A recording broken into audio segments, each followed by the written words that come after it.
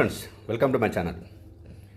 భారత cricketer KL Rahul వెస్టిండీస్తో జరుగుతున్న test సిరీస్లో అద్భుతమైన ఫామ్ కొనసాగిస్తున్నారు.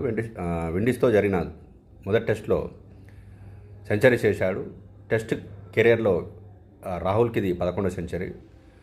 విండీస్తో జరిగిన ఈ మ్యాచ్లో 190 బాల్స్లో ఆయన ఈ ఫీట్ సాధించారు. అంతకుముందు టీమిండియా కెప్టెన్ శుభ్మన్ గిల్ కూడా హాఫ్ సెంచరీ పూర్తి చేసుకొని ప్రస్తుతం భారత్ 56 పరుగుల ఆధిక్యంలో కొనసాగుతుంది. వెస్టిండీస్ తొలి ఇన్నింగ్స్లో 162 రన్స్కి ఆల్అవుట్ అయిన సంగతి తెలిసిందే.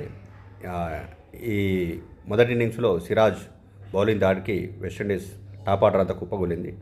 లంచ్ బ్రేక్ సమయానికి భారత్ 3 వికెట్ల నష్టానికి 67 ఓవర్లో 218 రన్స్ చేసింది. క్రీజులో కేఎల్తో పాటు ధ్రువ్ జురేల్ ఉన్నారు.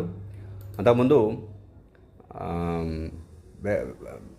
అహ్మదాబాద్ నరేంద్ర మోడీ స్టేడియంలో వెస్టిండీస్ తన తొలి ఇన్నింగ్స్లో 162 పరుగులను భారత్ అధిగమించింది. టాస్ గెలిచిన విండీస్ జట్టు బ్యాటింగ్లో విఫలమైంది. 44.1 ఓవర్లోనే 162 రన్స్ ఆల్అవుట్ అయింది. కరేబియన్ బ్యాటర్లో జస్టిన్ గ్రిప్స్ 32 రన్స్ తప్ప మిగతా వాళ్ళంతా చిన్న తక్కువ స్కోర్కే అవుట్ అయ్యారు.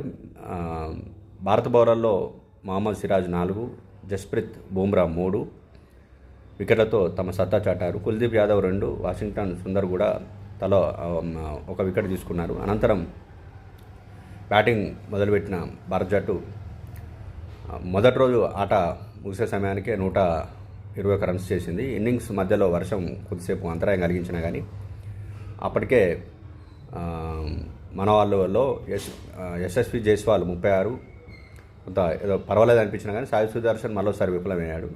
ఈ క్రమంలోనే శుభ్మన్ గిల్, కేఎల్ రాహుల్ నిలకడ ఆడుతూ భారత స్కోర్ను పరుగులు పెట్టించారు. ప్రస్తుతానికైతే రాహుల్ సెంచరీతో భారత్ 56 పరుగుల ఆధిక్యంలో ఉంది. ఈ డే అంతా కొనసాగిస్తే మనోళ్ళు పట్టుకు బిగించే అవకాశం ఉంది. ఇన్నింగ్స్లో ఎక్కువ స్కోర్ ఉంటే సెకండ్ ఇన్నింగ్స్లో వాళ్ళు బ్యాటింగ్కి ఆహ్వానించేసి కొంచెం గట్టిగా ప్రయత్నం చేస్తే ఇన్నింగ్స్ విజయం దక్కే అవకాశాలు ఉన్నాయి. 2 టెస్ట్ సిరీస్లో భారత్ కొంచెం మొదటి టెస్ట్లోనే పట్టు సాధించినట్టు కనిపిస్తోంది. Thanks for watching this video.